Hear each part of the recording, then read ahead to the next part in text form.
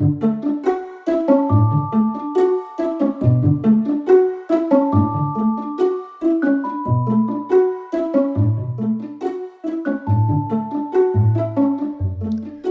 and welcome to another episode of Silver Goose Farm Stories, Homestead Headlines Edition, the holiday recap. I hope everyone had a lovely Christmas and a happy New Year.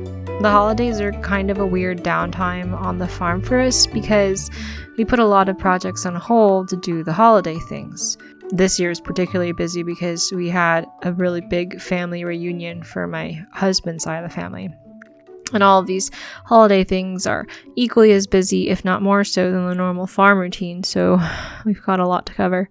As I mentioned, we had a really beautiful family reunion with my husband's side of the family visiting. Altogether, there are 20 Silvas, plus my brother-in-law's fiance, and apart from the two sisters at the monastery. So you can imagine that when we're all in the same room, it's a bit hectic and loud and chaotic like all big families are. But my girls had a blast, spending so much time with their cousins and aunts and uncles, and of course Grammy and Granddaddy.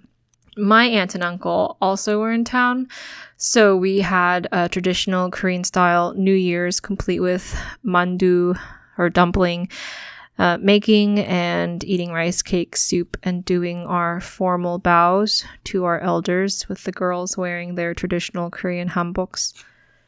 Of course, it wouldn't be a family get-together without one of us getting sick. So we spent the last week recovering from a stomach bug that keeps disappearing and reappearing at rather inconvenient times for all of us. And it's made its way through every member of our family now. So hopefully we reach the end of it. It's odd to look out the window to see blue sky since it's been so stormy lately and not having the energy to be productive, but I suppose recovery is also productive in its own way.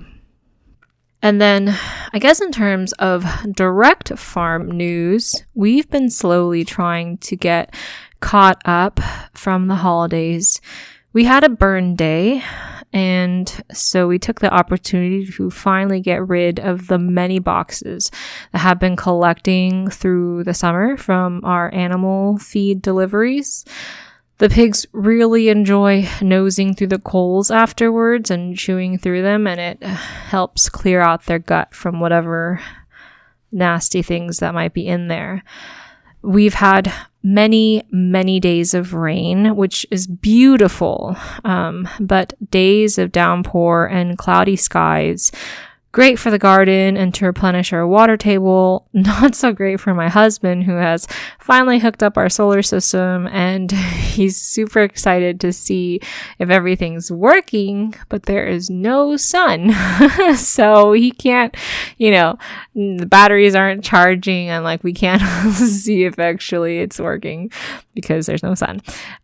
So hopefully when we get a first day of blue sky, we'll be able to see that everything is hooked up correctly, and we'll be, one step closer to some sort of self-sufficiency. Our ground has gotten so saturated that little springs have been welling up around our property. So we live in the mountains, and there's a lot of granite under the ground. And so wherever the water kind of hits the granite base and can't expand out into the dirt and into the water table, it just ends up bubbling up. And so it's super soft, and it kind of opens up into this well of water. And the pigs have really liked it. It's been a little bit inconvenient because our driveway has gotten washed out, and just the ground is so soft that the cows only have to barely push on the fence posts before they topple over, and they're free. Usually they stay close by and just nibble on the lovely clumps of new grass growth, but there was a day where the whole herd of them decided to go galloping down the driveway and almost made it to the main road, but thankfully a car going way too fast zoomed by and spooked them and then sent them all running in the opposite direction. I was very thankful for that because my husband was running after them as fast as he could, and I had jumped in the car, just hopefully like head them off. But they had way too much of a head start on me. And so there was no way we were going to be able to catch them. But I'm really glad they turned around, because chasing cars on the road is no joke. My husband has some new fiberglass electric fence posts that he can finally drive into the ground now that it's softened up with the rain. And those can go in like 2 to 3 feet. And so there won't be that same sort of issue with the posts toppling over. And that'll hopefully prevent this sort of escape happening in the future. But meanwhile, we're keeping our gates firmly closed to prevent any more bovine escapes. And lastly, the beginning of the new year also brought a new litter of piglets. Little Mama, as my husband likes to call her, farrowed yesterday to 7 healthy piglets.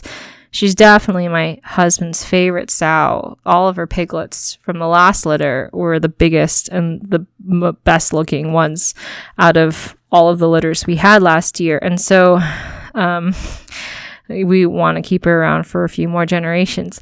She is very protective of her babies and is really great about nursing them and keeping track of them, because sometimes they wander.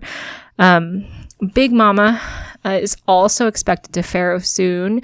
She's got that lumbering walk and her teats are dragging through the mud, unfortunately. My husband put together a makeshift Kwanzaa hut for her, which is essentially a cattle panel that he bent in half into a semicircle. And he draped it with a tarp and stuffed it full of hay, so that because their usual nesting area is being occupied by Little Mama and the new piglets, and she doesn't really want anybody in there with her. And everywhere else in the pen is too wet to make a decent nest. So hopefully that would be the place where she would farrow. Of course, all the other pigs decided that they wanted to be there too and kicked her out. And she decided that she was going to build her nest in the most inconvenient spot without any sort of shade cover, downhill. So it would have just gotten completely washed out with the upcoming rains. And so normally it wouldn't be a problem, because pigs are pretty resistant, but we're expecting 20 to 30 miles per hour winds and about 3 to 4 inches of rain over the course of today and tomorrow. And that's not an ideal spot to have babies. So last night, my husband and I spent about an hour, maybe an hour and a half, trying to coax this mom away from her nest that she built and into this dry corner that we made for her, with like nice, soft, clean hay and some grain and water. And she was not having it. She was determined to get back to her nasty, muddy little nest and kept like pushing through the panels and fighting us. But we finally got her in there and had to, lock the gate panels shut so that she settled in for the night. And because tonight is the height of the storm, I'm absolutely certain she's going to have her piglets in the middle of it. Lastly, my husband has... Oh, actually, this is not lastly. Our other project has been to get an official chicken yard set up.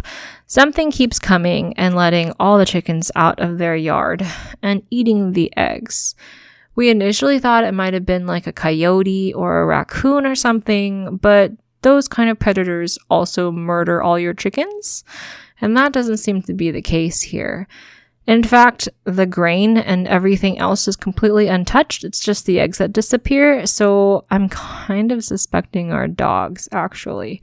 They got into the habit of eating eggs of any chickens that kind of escaped and laid their eggs around the yard when we had more free-range chickens, and we kind of let them do that because you can't really tell how old those eggs are when they're not in the laying boxes like they're supposed to be. But I guess once we put the chickens away, they were missing their nice little protein snacks.